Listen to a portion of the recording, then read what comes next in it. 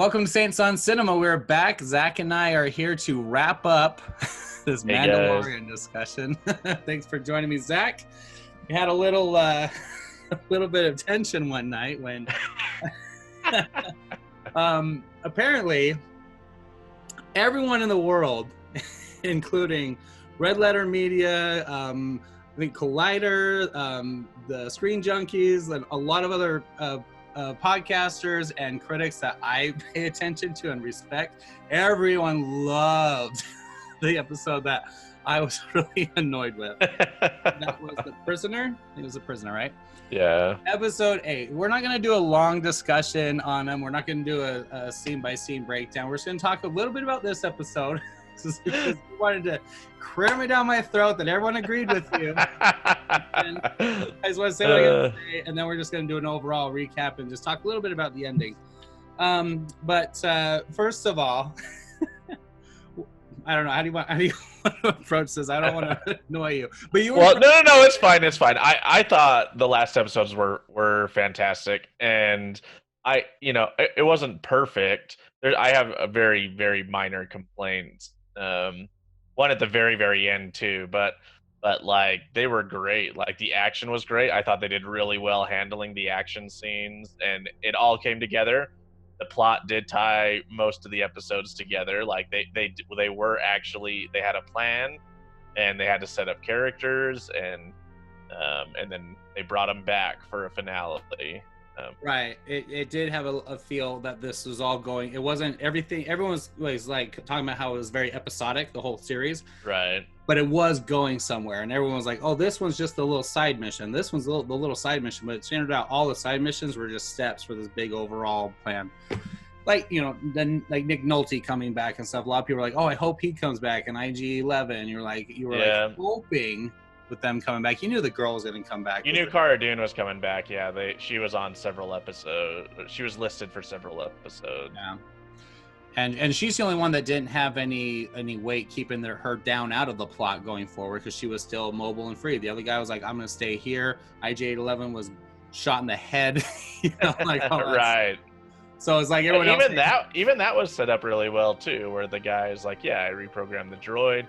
And this is all setting up the Mandalorian story arc too, and it plays into that. Like, that was, I mean, it was fantastic. Did you?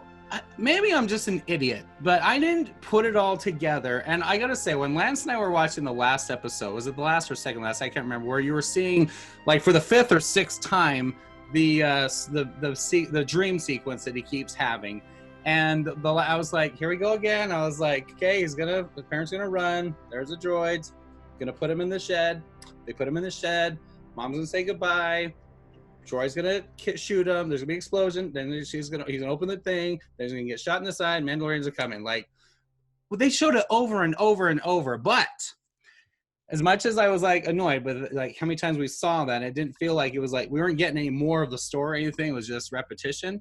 Right. Go back and think about the very first episode at the end of it. Maybe I'm just stupid and I'm the last one that caught on. Him finding Baby Yoda.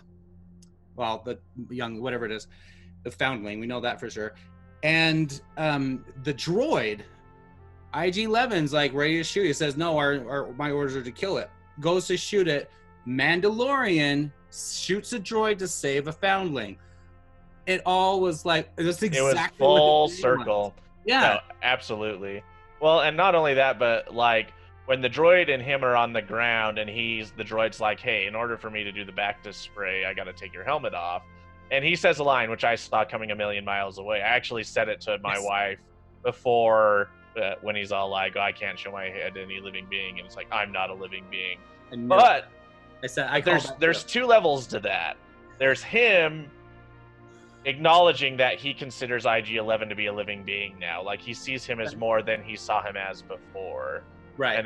But then IG saying, "Well, I'm not, so it's fine." And him then going, "I guess you can take my helmet off then." That's interesting.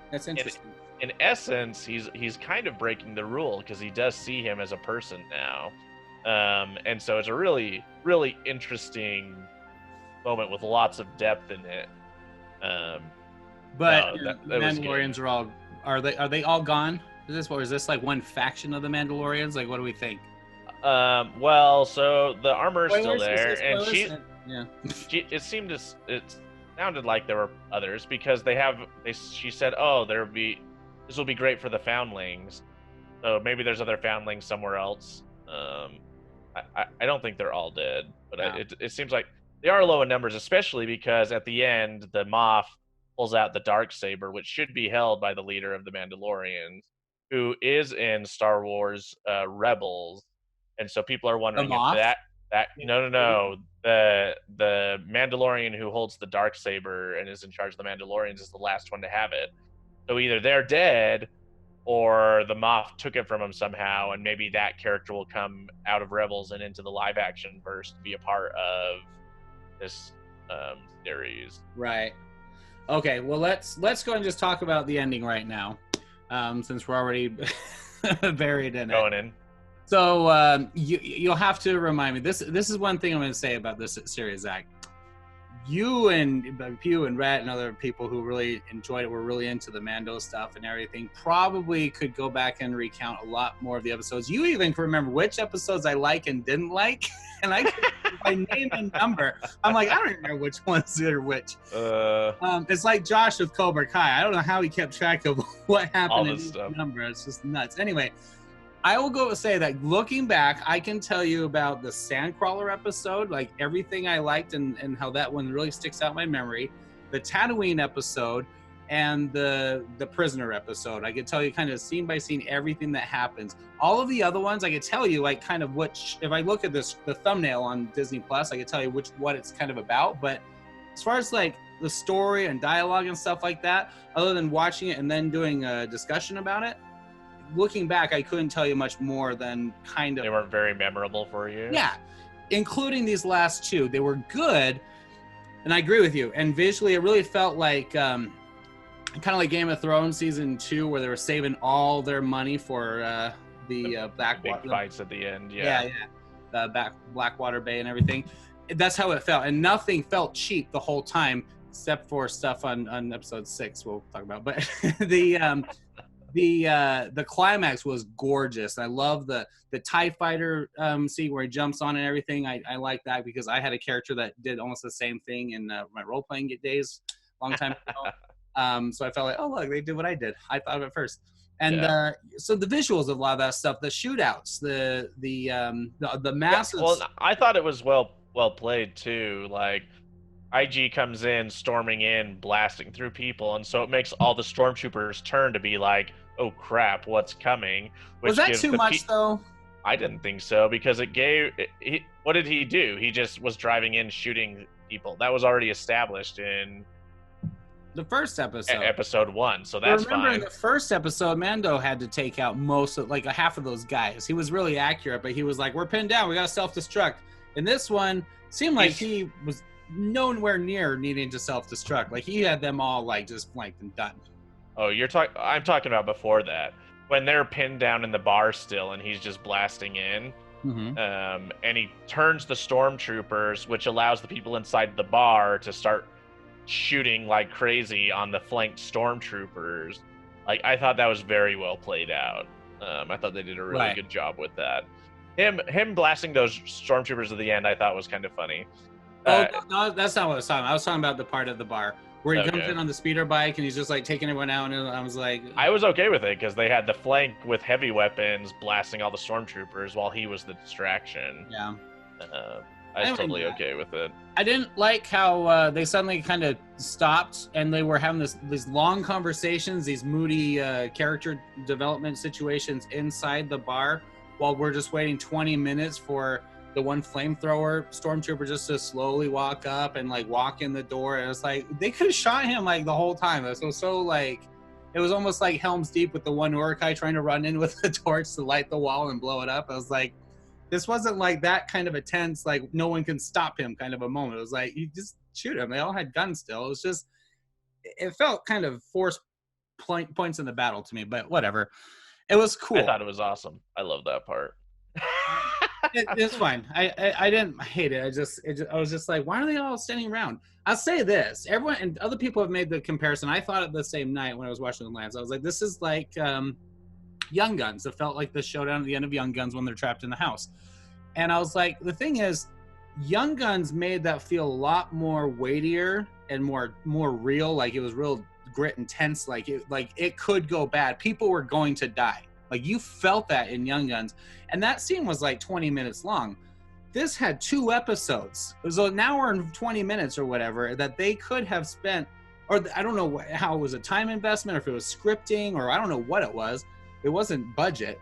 But for some reason, it didn't feel real, like they were in real danger. I just disagree entirely. I sat there thinking, I don't know if the Mandalorian is going to actually die here. And I thought he might. Story, yeah, I thought he might die. Like, I actually thought that. And this story might be about the little baby Yoda becoming a Mandalorian or something like that. Like, or you know, like someone else was going to carry the story. I legitimately was emotional. Yeah, it was pretty awesome. When Baby Yoda countered the fire and threw it back, me and my wife both screamed. Like, we were like, yes, this is amazing. Like, I don't know. I felt like it built up really well. It set up the relationships and it paid off excellent. Like, I thought the emotion was perfect. I'll tell you one of the problems that for me, this is what maybe why it didn't work for me, is I can't stand that one girl. And I'm sorry. I love Carl Weathers, and I love I think he's a good actor, and he does a lot of certain emotions amazingly well. Felt like he was so cheesy and non-believable in this world. It was a weird, not the role, it's just, I don't know, he just felt a little... Well, and that's where I do have a couple of complaints, and he's in both of them. Okay, go ahead. So let me not be the only naysayer here. Go ahead. So when the scene after the evening, when they get attacked by all the creatures, and then the Baby Yoda heals Carl Weathers, and then the next morning he shoots his friends, you already know why he shot his friends. And then he walks up and is like, last night, after what happened, I couldn't go through with betraying you. And you're like, we got that. I mean, obviously you're acknowledging that to the characters that are present, but like that was the cheesiest way to do a throwaway line. Didn't it feel like a video game cutscene kind of a thing? Yeah, it was. I thought that was not well done. His whole character, every time he was on screen, that's how it always felt to me. Like, you got to the end of the level, he's going to give you some dialogue about your next mission kind of a thing and throw some like fake jokes, you know. It was like that's what I felt. And I love Carl Weathers. You know I love Carl Weathers. Right. But it's just, the character didn't work. He felt too salesman-y, you know, and it wasn't... Well, and honestly, that dialogue he delivered, I was like, this dialogue is awful. They've done pretty good with the dialogue. Who wrote this? Yeah. Like, right. Because if Carl Weathers ad-libbed it, then maybe that's why it's like that. I don't know. But I feel like they could have made that line better, easier to deliver. Yeah.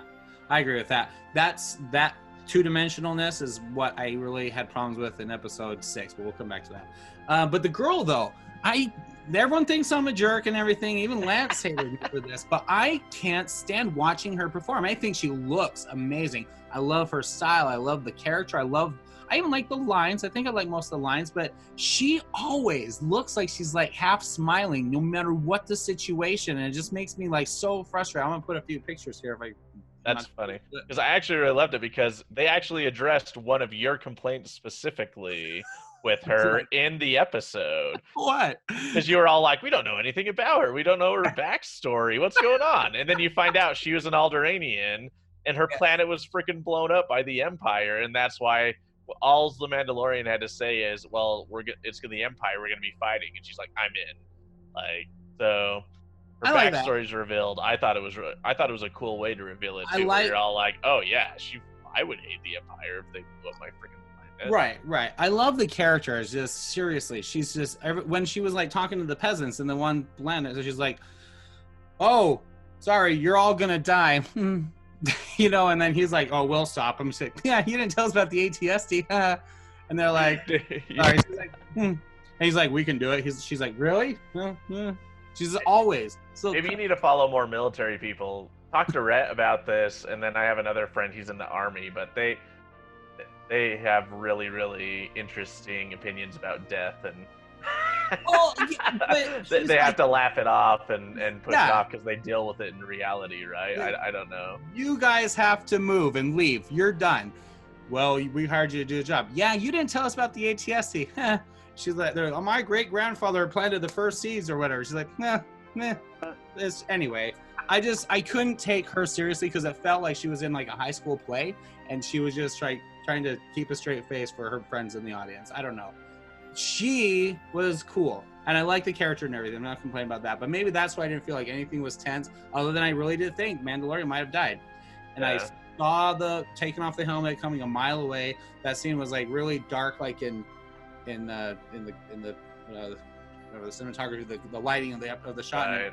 It was kind of like moody, but it was kind of like forced moodiness. I don't know, but it was fine. I liked it, and I liked the fight with the armorer chick when she took out the guys. It was pretty cool, and the pile of armor. Awesome when she beats him up with the hammer and throws the one stormtrooper into the whatever, and just like he instantly half disintegrates. Is that the one? What's the metal heating device that blacksmiths use? The furnace. Yeah, the stormtrooper gets thrown into the furnace and like instantly half dissolves. The smelting smelter. Thing? Yes, it's so cool. That was awesome. It reminded me of Last Jedi when the one guy gets thrown into the thing. Yeah, that's right. That's so cool. The guy she like just smashes like in the helmet and everything. It was brutal. It was really cool. But right before that, I already had to like have my expectations lowered in annoyance when he got his last piece of his armor and he got his stupid rocket back. And I was like, what? Gosh, I was like, it's like you beat the level. Here's your gear for the next level. You beat the level. Here's your gear for the next level. And that's how it started. But I was like, this is just, I don't know. I don't know. I like the build up. It was fine. I like them building him up and having him, grow his arsenal and allies over time. I like that. And it was cool. It was the early episodes where we talked about that a lot, and it was really neat how things broke and it got repaired and everything. Then he got his full suit, and then she's like, "Oh, you careful with these the birdie things." And he tried that twice. He did it twice, and this time it didn't work in episode 6. And then she's like, "Oh, by the way, even though everything is destroyed, the pile of armor and everything, the younglings are all dead and everything, but I did manage to save your jetpack. So here you go." It was like at the end of the Rocketeers, like, "Oh, everything's done, but we have the next step ready." I don't know. I didn't like it. Anyway, they go out, and then the river of lava sequence was really cool. And then we had the remember the scene in Dante's Peak when Grandma jumps out of the rowboat to push the thing? I was like, okay, that was gonna happen, and then he gets out there and blows them up. I thought it was too like trying to give you that sentimental moment, like at the end of Terminator 2. I thought there were gonna be more stormtroopers. That's the moment I was talking about, where I saw like when he comes out, and I'm like, oh, like 4 guys. they've handled like this 6 guys many times. Like, right? Yeah, that I was a little like, oh, that was. A little. I thought it was gonna be like a whole group of them, and they're all sitting there, and all of a sudden they all. Or a vehicle or whatever. Maybe? Yeah. It felt like they were pushing too hard to force an emotional moment right there, that it kind of de-escalated for me, or deflated it. It was cool though. The concept was really cool and I really liked it. And then he had the last scene with Gideon flies in the walker, and this felt like exactly like the end of a video game where you have to have a space or a vehicle battle with your main boss. You're like, why would he be the pilot? But whatever, it works in the video game, it worked here. And then Mando flies up there like the Rocketeer, jumps onto the plane and fights off the wing and everything, and then it crashes. And then you have the Darksaber. Now, Zach, please just, I haven't done research, and I know it's a big thing. They mentioned it in Rogue One. It was a book, either a trilogy or a book in the expanded universe before. I know it was in the cartoons. Just tell me what the Darksaber is and why everyone was so excited about it. Other than it looked cool. Whoever is the head of the Mandalorians has the Darksaber. That's pretty much what it boils down to. The lead of the Mandalorians gets the Darksaber. Okay, so it's a ceremonial or some like a. Yeah. So either he killed the leader of the Mandalorian, or they're in hiding and trying to get it back. Is it like a lightsaber, or what is it? Yes, it can go head to head with a lightsaber. It's not a lightsaber, but you can fight a lightsaber with it and it won't slice through it. That's it? Yeah, pretty much. That's what everyone's so excited, just because it happened to be what was wielded by the head of the Mandalorian. So that was, and specifically, like I was saying earlier, because of Star Wars Rebels, where there's a character in there who had it at the end of Rebels. That's a Mandalorian that has it. So now the question is, between that and this, what happened? right. Um, It wasn't the girl, right? Or was it the girl? no, well, she held it for a little bit, and then she handed it over to someone else. Oh, okay. Well, I'm gonna go watch through Rebels because that's one that's on my list, and then I get around to it. I got through most of season 2 in the past, but anyway, everyone's been talking about the Darksaber this entire series, and I'm just like, and I've heard of it, and I knew it was like a blade of some kind, but I was like, okay.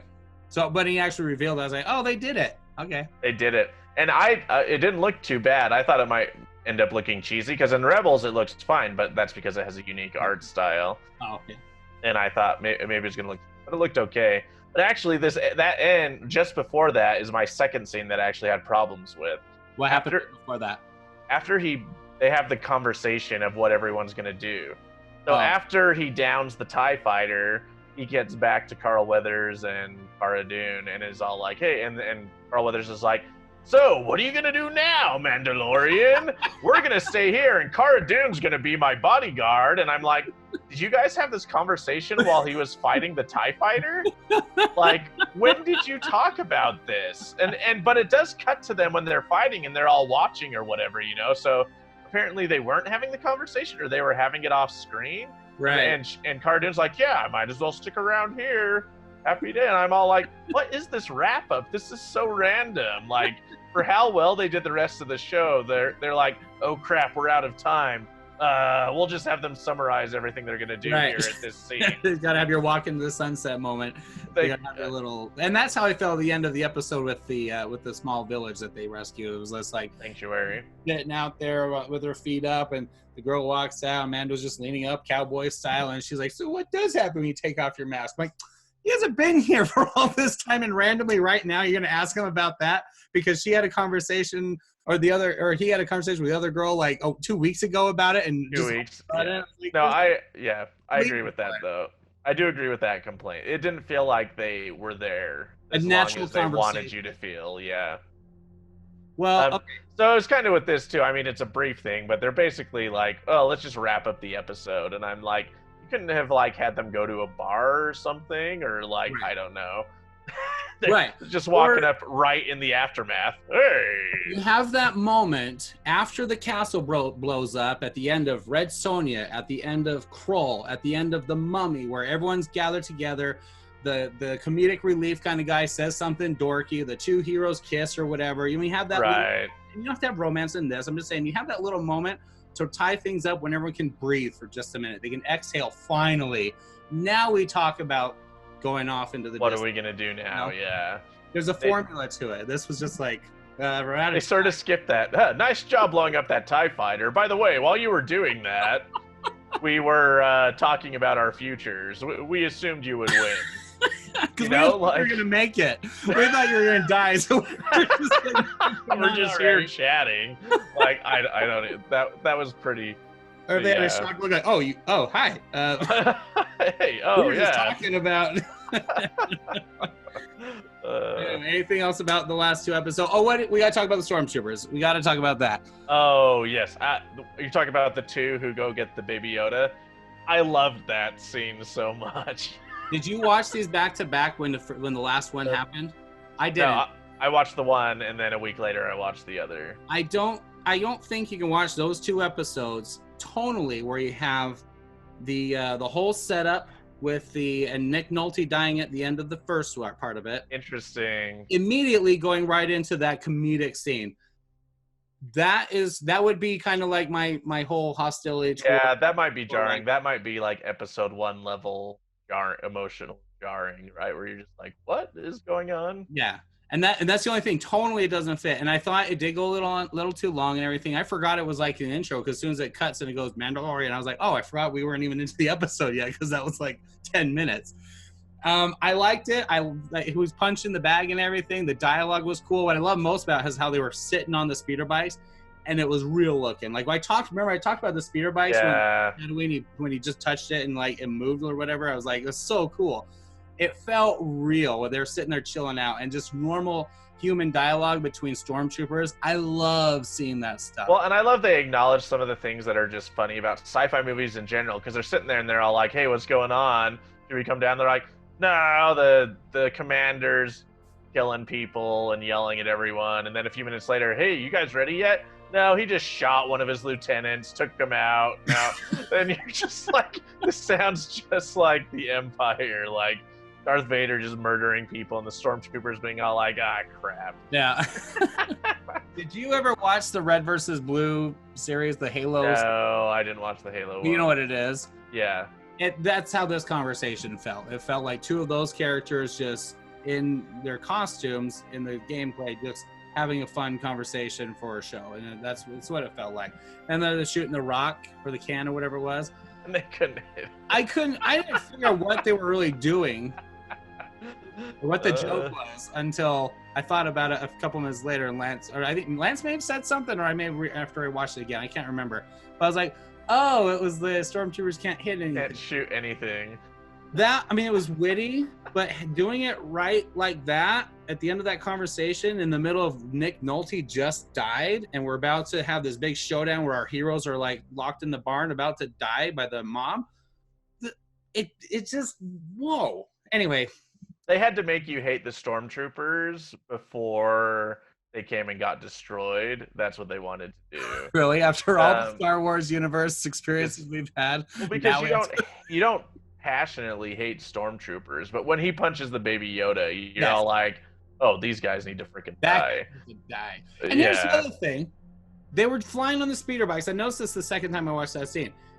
While is flying, the guy without the bag looks over and Baby Yoda's sticking his head out, and he sees. Oh, he actually sees Yoda. him. Yeah. Then they park, and he's like, "Let me see it." I'm like, "You already saw it." He's like, "No, let me see it." He's like, "Yeah." I'm maybe anyway. He couldn't see it super well, or he wanted to look at it closer. I don't know. Right. You're just sitting there bored, anyways. Like, what he's. I mean, I kind of get it. What do? You sit there and you're like, okay, we're just gonna shoot the breeze. Well, he did hit it first first time he has to see it. I thought maybe he wanted to see it after he punched it.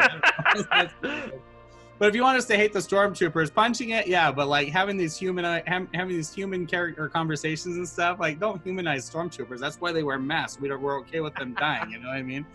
But they do call that it's called the kick the cat moment. That's how you know that they're bad guys, right? In a movie, the bad guy kicks a cat or a dog, or in John Wick, they shoot the dog, and you're all like, oh yeah, that guy has to die.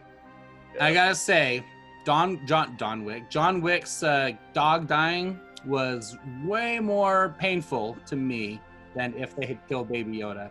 I will say this right as we're talking about the end of the show. Last thing about those speeder bikes, I love just the look of the dirt and everything flying underneath it. It looks so real when they were moving. I think we talked about this when they're on the sand planet, but that was the coolest part about that whole thing was really good. How real it looked. It was so awesome. The dust wake and everything behind it. Anyway, okay.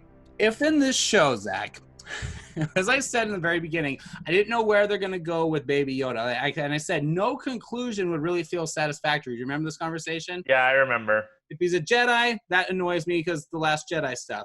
If they kill him, well, that's sad because we got attached. If he just goes off somewhere, you're like, well, where's he going to go? It just doesn't make sense. And at this point, we're just in it, well, where's he going to go? We still don't know. And that's fine. He has mild direction. He's going to find the Jedi, basically. People. Again, so he's finding a group of Jedi. Again, remember the whole thing was like, what's going on with Luke? I'm so intrigued by this period of time. Like, where's Luke? What's going on with the rebellion and everything? It's just he's going to go find the Jedi. If they go on to some weird thing where he finds some Jedi who were in hiding and everything, separate from like Luke and his, bringing a new hope to the universe as far as the Force and everything, that'll be a big side swag. I just hate all that stuff. I hate Kanan and all this stuff. all that stuff in Jedi in the Civil War era pissed me off. Anyway, here's my thing. If they had killed Baby Yoda in that other episode where the sniper was on him, and this whole series turned into just flat out cold-blooded vengeance, like Rambo, the last Rambo movie, I would have loved that. And I think Baby Yoda would have served a much grander, a more amazing purpose than just creating a billion memes that all pissed me off on social media as well. But I think that would have been really gutsy, if they had them do that. You already fell in love with it, but like it wasn't overdone. Nothing he's really done since then has really been consequential. He when he saved the Mandalorian, he moved the bull and all that stuff, like all those few little things made you like, oh, there's the Force in him and all that stuff, and his being the bait and switch with the client, all that's been done story wise, other than just being a MacGuffin. There's nothing else for the baby to do. No, I think they're setting that up. That's the longer term setup, but I don't know if they're gonna go find the Jedi. I heard that they're casting a young Luke, but not for Mandalorian. I heard it's for something else. Okay, Sebastian, what's his name? But I think it's for the Obi-Wan series. That's who they were. So it's like a really young Luke. I'd be okay with that. But Baby Yoda dying would have put a lot of weight and depth into this story, and I would have been way more in favor of or excited about the direction of Mandalorian, the character, as a getting vengeance as opposed to nursing. You know what I mean? Well, I don't think they're going to go have him find the Jedi right away. I think it's not going to go very well. That's my guess. There's a good chance he might find like a dark force cult or something like that and be like, oh, here's the wizards. Here, go join this cult. And then he realizes he made a huge mistake. Right. I think it'll be something more along those lines. What if he finds Luke? I mean, it'd be interesting. I don't know who would play Luke Skywalker post Return of the Jedi. This is 5 years after Return of the Jedi. You can play with de-aging stuff with him, with Mark Hamill, I think. I guess you could try it. Disney's done better. They have cool deepfake technology now. Did you see they took the Irishman from Netflix, and ran the de-aging of, what's his name, main character, actor, Robert De Niro. Yeah. They ran it through deepfake technology, and it was better than the visual effects they put in the Irishman from the Really? That's awesome. It was actually better, and I'm like, that's hilarious. That is hilarious. I don't know. I might be okay if he ends up with Luke, but then again, by the time you have Rise of Skywalker stuff going on, where's Baby Yoda? You know what I mean? Anyway. They said that, someone asked him about that, and they said, yeah, there is a plan for him, because everyone's assuming Baby Yoda is going to die because he's not in the new movies. Right. But he said, yeah, no, he has a purpose. We have a story arc for him, so we'll see. That's fine. Okay. Any other thoughts about the conclusion of the series? I liked it, but I thought it was amazing. Amazing, great. I think overall, it's about a 7 for me. I was really pleased with it, and I love the style, and I love the guts they had in trying to go new directions and everything. I think it was really ballsy of them to put all this in. And Favreau and Filoni, they did a wonderful job, and they're good hands to put this in, as opposed to just not that Rian Johnson's incompetent or anything, but he's already proven himself with Disney, these guys, versus Rian Johnson. Like, well, you made a good kind of sci-fi movie, here, just do whatever you want. You know what I mean? So it was interesting that they gave this much freedom for these guys to take a risk with an independent style Star Wars show, versus how Marvel and Disney the Rise of Skywalker was, with all the fan notes and all that stuff just crammed in it here. Yeah. Just, as the corporate movie is instead. I like that they did both, and that was Red Letter Media's point, was like, well, this was this. Hey, at least we can breathe because we have have this. And they Star Wars isn't creatively bankrupt. This is the universe that more stuff we can explore, which I think is really sad too, because I liked the Solo movie. I didn't think it was great, like amazing, but I liked the Solo movie, and I'm kind of interested in that part of the Star Wars universe because we haven't seen very much of it. Everything is all about the Skywalkers and lightsabers and Jedi, right? And Sith. But there's this whole bounty hunter universe we haven't explored. So Mandalorian gets into that a little bit. Solo is kind of getting into that a little bit, some of the scummier parts of the galaxy. But then Solo tanked. Right. I was really disappointed by that, because I was really excited about the thought as they talked about Jabba, and as they taught him following her, and the thing with the Red Sun or whatever Syndicate it was. Right. With Darth Maul and everything, potentially even connecting. I don't want them to connect Darth Maul with Obi-Wan because of the Rebels cartoon, but all those different arcs could have had freaking Han Solo as the centerpiece of that, just like you had Iron Man connecting everything in the MCU. Yeah. I liked watching. He wasn't Harrison Ford, and he wasn't I didn't feel like he was this younger version of Han Solo. It was a different take on Han Solo. It was a different take on Han Solo, but I'm okay with that. What else are you gonna do? It was enjoyable. I liked watching him on camera. I really did. I didn't have any problems with him, and I was entertained by him more than Lando in that. But I agree. The first line that the Lando, what's his name? Donald Glover. Yeah. Donald Glover. The first line he delivers, I'm like, holy crap, that sounded exactly like Lando Calrissian, like to a T. Right. And then the rest of the movie, I was like, oh no, he's nothing like him. He doesn't sound like him. Like it's like he tried really hard in that first line and thought that was enough to get away with it. Like, I'll do the first line and then I'll just do my normal talking or whatever. Which is sad because I love Donald Glover. I followed his work since Community. And, I like him a lot. But I felt like he had he was different from that versus Empire, way more than Han was different than in A New Hope. Yeah. Han's the one you wanted to see a little different. Han's the one that you wanted to see some kind of growth from all this time before he turns into the smuggler, not scum, that you see in the cantina. Right. So that there's somewhere some projection for him to go, but this is the exact same character at the end of A New Hope, and I'm like, well, that negates the arc in A New Hope. So whatever. We're not here to talk about Solo, but I agree with you. I would have been really excited about seeing that launch into all these other aspects with the Galactic Empire present, but not focused on the Civil War. Not the focus. And Mandalorian gives us some of that, which I'm happy with. We get to explore some other things in the Star Wars universe. Right. And I got to finally see, I'll give some praise for episode 6. We might as well just talk about it real quick. Remember I said earlier, I want to see the rebellion. I want to see what the status is, what they look like after Jedi. I said that. And then we got to see their ship with one dude. It's a freaking prisoner ship, manned by robots.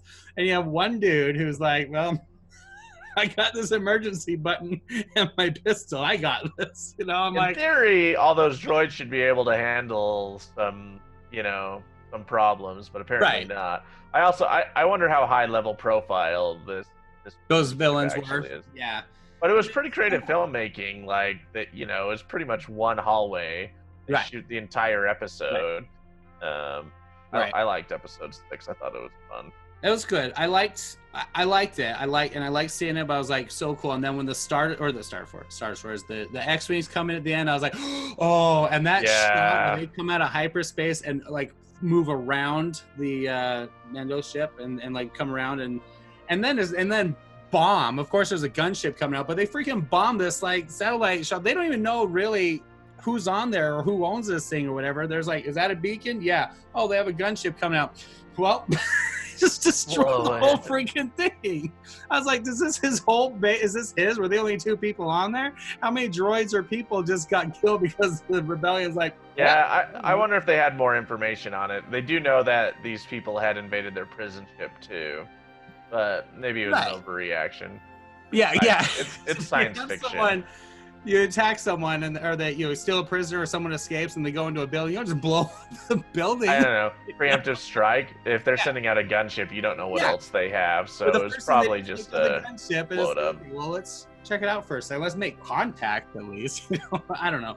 I was like, whoa, wait a minute. But what I liked about that too is it felt like the end of an episode end scene where you had like the old X-Wing games or something. You have a mission or something. At the end of it, it shows the ships blow up the enemy base or something. I was like, oh, that's kind of fun. After the mission's done. Yeah. No, I liked. I didn't like that the Mandalorian didn't kill all those people that freaking screwed him over and left him there in the cell. Like I thought he was gonna kill him, and then he doesn't. And I think maybe the purpose of that was to show, oh, he's kind of turning a new leaf. He's trying to not be as murderous as he was before. But still, I'm all like, dude, that giant dude. You smashed his head in the doors. I thought that guy was dead. Yeah. Yeah. And then he wakes up with a headache later, and I'm all like, Exactly. oh, okay. And they didn't show a kill for the sharpshooter or the Twi'lek. Let me just say what I really hate about this episode.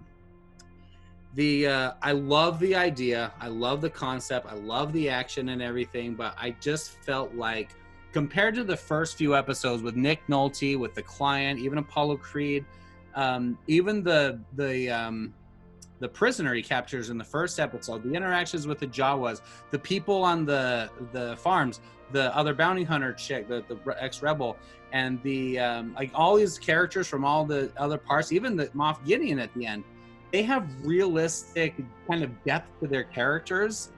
Every character in this felt like a two-dimensional NPC if you were playing a Star Wars game and the game master was just trying to throw, here is thug, here is ex-girlfriend, here is sharpshooter like arrogant guy, here is like cowardly rebel trooper, and then here is your backstabbing ex-partner, and here is the rough brother who just wants to get out. I'm like, there was nothing that seemed interconnecting with them with each other, other than the brother says that was kind of his like how he just turned on her so quickly, but like it didn't feel real. It felt completely like all like a really old video game cutscene, like cinematics. That's how it felt.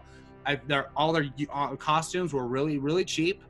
They were two-dimensional. Their costumes weren't interesting, and it was like, here is your personality. You are hazing Mando, and you are being a bitter ex-girlfriend to Mando. You are being gruff and laughing when they make fun of Mando, and you are a droid who is arrogant about your computer skills. And they didn't feel like real characters, and none of them had any charm or charisma in any way that I felt any attachment or interest in. None of them. Gosh. Yeah, I disagree with that completely in every possible way. I mean, it's a bottle episode, so you have to basically set up the characters right away and they go did with it. But, like they had man, the one girl, I thought she was really good at being creepy, although they cast her and everything as that. Who was it? I didn't know who she was. Nymphadora from Harry Potter, Tonks. Oh. Got the crazy hair. And then she's the wildling in Game of Thrones who carries Bran around. Oh, in the early season. So she's usually just kind of a weirdo in the stuff she does. Let's start. But I liked Bill Burr. I liked his little gun that came out of his back, and arrived. Like, no, I thought for a single episode and having him, and this is a pretty common trope in TV shows and film where it's, hey, we got to get the team together to go do a mission. And that's fine. Come meet all these kooky characters that you're going to have to deal with. But you're going on a ship that's manned mostly by droids, and so you're going to take the girl who has knives. What was she going to do? And she only threw a knife at one guy, and that was the... Well, she had a vested interest in... He had the brother, I know. Ship. But like she was, for her being like a previous romantic interest, she was like, they made her totally... creepy and just nasty and just like gross. Well, that's actually one thing I really liked about this, because it shows that some of the stuff he probably did before leading up to this series was probably really sketchy. We don't know all of his backstory and what might come back to haunt him going forward, because he worked with this guy that's apparently really shady and was willing to go work with him again because he's in dire straits. Right. There's a whole chunk of the Mandalorian's life we don't really know. I saw no appeal in her, and I was like, why would he ever be interested? And she's so, and it's not like true love or anything. It's not about that. It's just she's like creepy and gross and just ugh. Anyway, crazy girl thing. The sharpshooter guy with the gun that comes out. Dilber. All they had was 5 pistols, like 1, 2, 3, 4, and 5. Like, if you're gonna have a gun that comes out of an arm on your backpack, you need to have some kind of thing on your eye or something to like target, like Predator or something. You can't just have a gun that just knows where the enemies are and just shoot. And it was dumb. And also, just for the record, an Imperial sharpshooter is like a sniper. They're like riflemen, not like 10 pistols. That's fine because they're really good marksmen. So good. Well, he may have been a former, right? Like, But he liked pistols. I'd have to look. They'll probably come out with some explanation of how that gun is controlled. That's one of those things that's going to be in the Mandalorian Visual Dictionary or a book. Something. It was just. It'll explain it. It was hooked up to his brain, or maybe he does have a cyber eye. Yeah, it was. I'm not worried about that. That's They'll explain that. right. But his death, well, not death, but when he gets captured at the end, where it does that awesome strobe light creep up with Mando behind him and everything, Yeah, all out and stuff. That was cool. With him looking around, if he had some kind of a light eye or something in gadget or something like that worked with his gun, that would have made that kind of cool. Where he's like in the dark and the strobing and the lights going on and off, or like messing with it or something like that. Would have been freaking awesome as part of this tactic. But no, it's just him just looking around with his gun, just knows what to shoot. It was just weird. The Forlom. Okay, so the droid, I thought it was Forlom from Empire Strikes Back. It wasn't, because that's basically a protocol droid. This wasn't really a protocol droid, but it has a similar head. This is a theory, though. What do you think about this, Zach? Well, maybe this last thing we'll end on. Is there anything else? Let me see if there's anything important I really got to get off my chest. I like the starport. I like the sets. I like the ship in the set. The hallway fight was awesome, except for they're hiding behind the wall, the separations in the wall. Yeah. And they're like, what do we do? And should we fight? And he's like, no, we're too exposed. They're completely behind cover, and that was like they were in like less cover in the Death Star, in the detention center, and they shot their way out of it. It's like, what? This is supposed to be like a good unit, and they're like, oh, what do we do? We're exposed. And then he comes behind them, which is really cool, and then he takes them all out one by one by one. But the problem with that scene is they have a lot of that where you have a group fight where half of them are standing just waiting their turn to fight. This one was a lot more obvious because these are droids that shouldn't be like hesitating to attack, where he's attacking one and the other one's just standing there. There's no reason for the droid to just stand there. And then the two that come up the hallway from behind, they're like all the way up on him before he turns and grapples them with his ropes and stuff. I like the fighting that was done, but not the way they staged the battle, and how the other ones just kind of sort of like, huh. You know, it was cool because that was the message. Yeah, they do that in everything. The new Witcher series, the first episode, the cool fight everyone talks about. Everyone just standing there, waiting for the Witcher to murder them. It's literally like, at least try to do something, right? Or like, move so it's not obvious, you know. No, yeah, they it's a choreography thing that everyone fails and I know at. It's tricky, and I'm not the guy that complains about that. The guy in The Last Jedi that everyone rips on, that one part where the guy was, what's he doing? Anyway, I'm not normally that guy, but these are droids that are like surrounding him, but they're not. The scene like goes on for like a lot of. If this was role playing games, a lot of rounds went by where these two guys didn't do anything. It just kind of was awkward. I'd have to watch it again. That was a long time ago. I watched that episode. I mean, that was the fighting was awesome. Early December. Remember the shot when they leave that hallway and the camera shows it through the hole in the robot's head, and you watch them in the back like walk. Oh my gosh, that was freaking awesome! I love that stuff. And the strobe killing was awesome. The hallway fight was awesome. The reversals and everything was really cool. The Twilight was just over the top, but the hazing, that's my other big problem with it. If you were going to try and bait the bounty hunter to go with you so you can flip on him, but you also need his ship and his skills just for a little bit, do you think you'd be way over on the overdoing it on hazing and being such a dick to him and everything the whole time? Don't you want to have, if you're going to try and switch on him, wouldn't you be a little more inviting and persuasive and charming to like switch, and then you're like, aha, we weren't what you thought, kind of a thing? This is going back to Firefly, first episode, remember? Or I guess it would technically be the second episode. But at the end, Patience, they're going to go land on the planet to deal with her but she's shot him before. And then she's like, yeah, let's make a deal. Sounds good. And they're all like, well, crap, she's going to kill me again, or she's going to try and shoot me again. If they were too nice to him, I think he would have been like, oh, okay, something is definitely up. Like, you're just welcoming. And I think he was skeptical already. So if they were all being nice to him, I just thought they pushed it too hard, like going through his guns and trying to take his helmet off, and like I understand the droid being really bossy and controlling about the ship. Okay, I got that. But like, oh, what's that? Your pet and stuff. And he just kind of stood there like taking it like he was a freshman in high school or something. I'm like, that's not the character. And I understand like he needs this job, but he's going out on a limb, giving up everything for this freaking baby. And he's just standing like, oh, I hope they don't mess with me too much. You know what I mean? I hope they don't put me I think you have to look at it from a story perspective too, because again, this is where they want you to hate these guys so that when he screws them later, it's so rewarding. right? Right. When he outplays all of them and puts them in the prison, you're all like, yeah, they totally deserve that. They actually deserved worse than that. I think he should have killed them all, except for the prisoner. I thought it was a nice little thing for him to take the prisoner at the end. Be like, yeah, Right. yep, And he gets your him out. sister's in the cell, but I'm gonna take you and get the money. I don't know. I just thought it was, like I said, two-dimensional, but like way too in your face with it. It was just like, hey, just freaking run and go crazy with it. And I was just like, Stop watching with Lance. it Stop wasn't. watching with Lance. It was tasteless the way they did those characters.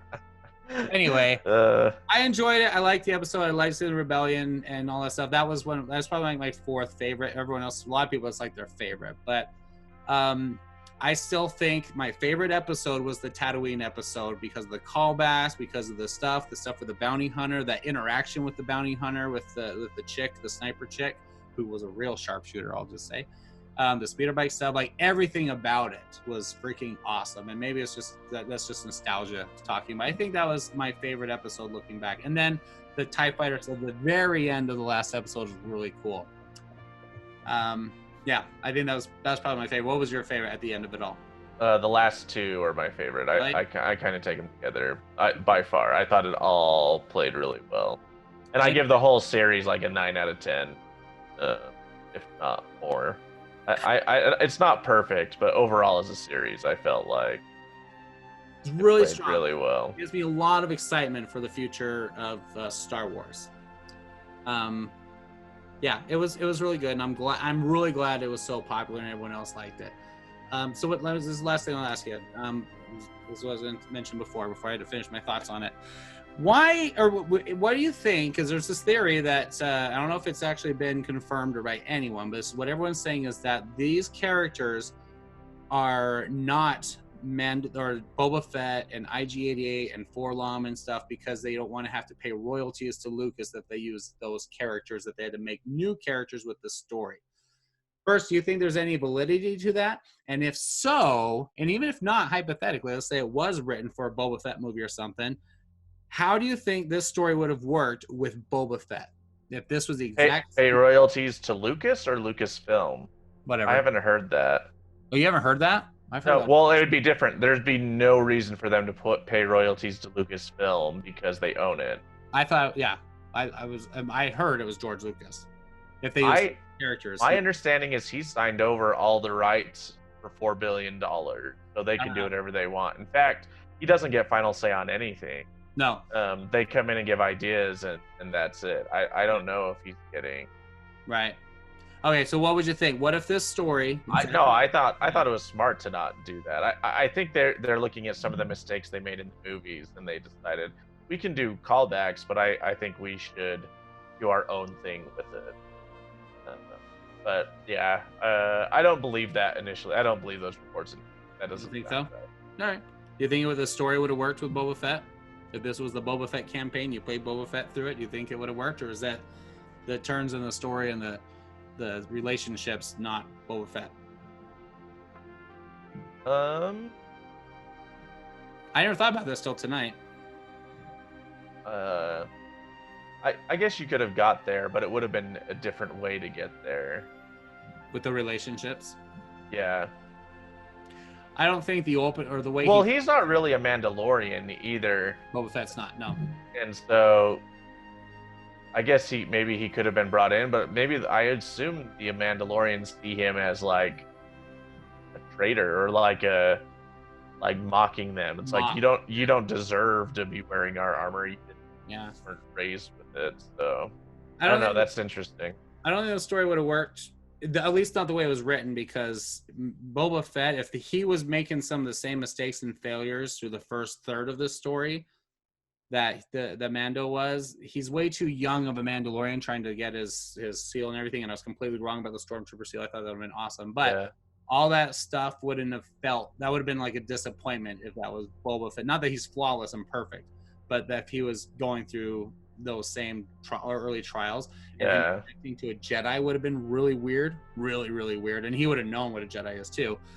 But mostly if he had the softened side of him towards the end of it, I think that would have cut into, if you had Boba Fett living in this era, you have to have that rivalry with Han Solo. And if he's too human and likable and compassionate as a person here, that really challenges his chemistry with Han if you did anything later. And you couldn't do that because you'd really want to see him and Han further. So yeah, I think the approach is better to just let's go with new characters using things that are familiar, but yeah.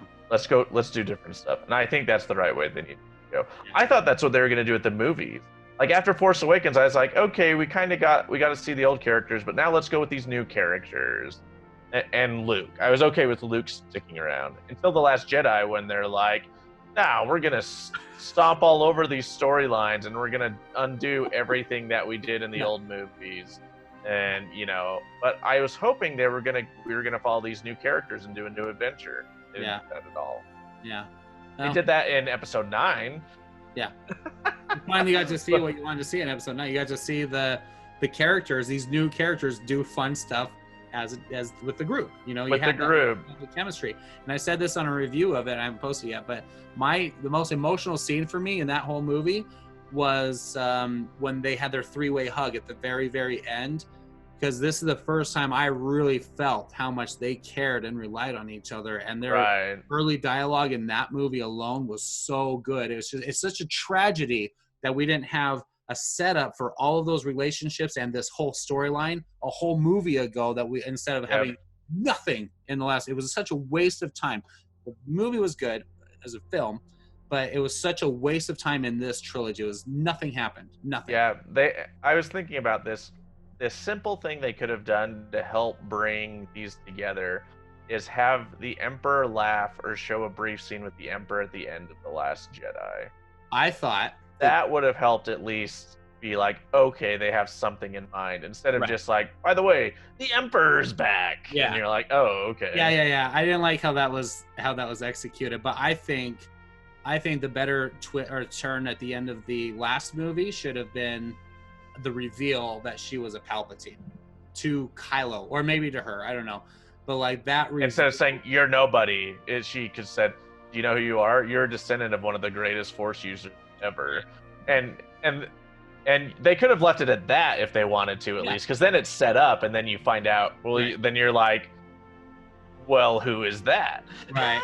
But that would shadow the revelation that Luke got at the end of Empire. Here's her in those darkest moments, that you are a descendant of one of the darkest evils in the galaxy, just like Luke did. He's like, how do you handle that? Cliffhanger, boom, end the movie. She's hurt or defeated. But that may be too much like Empire. That you don't have to. No, but I would have been okay with stuff like that, right? And then, but it would have had something tying them together instead of a complete waste of time. Nothing happened but casualties, and now start a whole new story. Anyway, I had a question too. This isn't related, so you can cut here if you want. Well then, but did the First Order not have ships anymore? Chips? I thought the First Order was still in control of everything, and then the Emperor raises all of his starships out of the sky. They destroy all those Star Destroyers, but doesn't that still leave the First Order in control of everything? Does their fleet not exist? Are they not in control of the galaxy anymore? Not the First Order. The First Order wasn't the main. They were kind of like a separate rebellion. Like there was a government, right? It says at the beginning of Last Jedi, so they blow up the Republic main buildings with the Starkiller base. Right, which you had to read the novel to know that. And then you find out, and you find out also with the book that they sent, at the same time that happened, they sent out their ships to seize control of the galaxy. Which was retconning why they were so powerful in the second movie, right? Right. So as we go into the third movie, they're in control, but Kylo feels that there's a threat from the Emperor, which is why he's going to hunt him down to try and kill him, because the Emperor sent out a message. But the First Order's not gone. No. Because I thought about that. When they defeat when they win the war at the end, it shows over Endor and over Bespin and stuff, the First Order battleships crashing. Why they're crashing, I don't know, but it just showed them Is it okay? Maybe I don't even remember that. Remember, So it shows Wicket. It shows Yes. Wicket. And he's like, "Oh, look, there's a ship flying down," and like Those were the First Order ships? Just out of nowhere, they just start falling out of the sky? I think so, because otherwise, what was the whole point of the battle if they can't get away from the Exodus planet without the navigation from the computer, unless some slipped off and got the Bespin and everything? It was like, what? That's why nothing made sense. So I need to read the book then, because I wondered if there was a multi-galaxy rebellion outside of Exodus So, like, that was happening that we have no idea about that happened. Wouldn't that have been better? So here's the thing. Everyone in the galaxy comes together to fight. Yes. Which kind of happens. And you could take a couple of shots and show a battle over Bespin, or a short little battle over Endor, which would be weird. Ewoks like throwing spears and shooting arrows at this guy, right? And then you have, but then you show there was a military with the First Order. That's who they were trying to call at the end of The Last Jedi. No one came. It wasn't they want some random tourist stuff to show up, you know? So, like, have that military come in the battle on the Exodus planet, even though that entire thing was completely for nothing. None of that had any consequence. That's one thing I hate about the ending, the way that played out.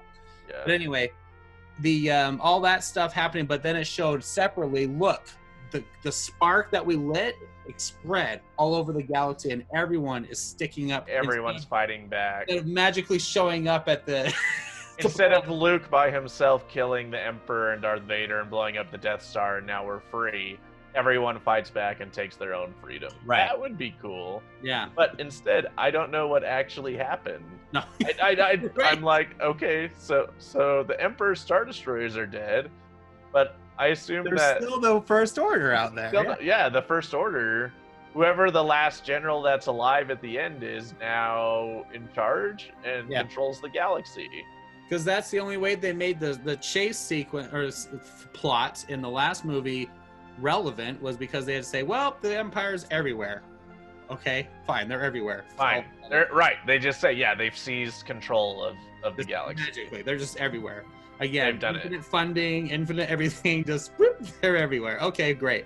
So we have this little chase scene. They're running out of gas to end with, the Millennium Falcon and his few survivors. That's all that's left of the rebellion. And then he's skipping forward. How is this? A year later or something? I don't know. Now all of a sudden they call all the civilians and everything to get into this planet where they're all going to get taken out completely. And Jedi battle happens. That's the only thing that wins the war. Ships all crash. Doesn't change or mean anything to really. It really doesn't. It really doesn't. Well, it doesn't. I'm like, okay, so because Force lightning destroyed everything. You know, and I was like, well, okay, you just incapacitated all the ships.